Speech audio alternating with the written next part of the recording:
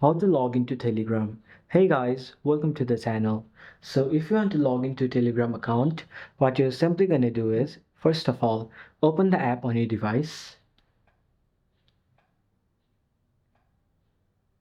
Now, then, then what you're gonna do is, go to the option which says start messaging, which is over here. Click on it, and then it will ask for your number.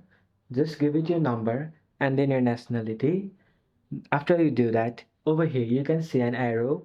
Click on it.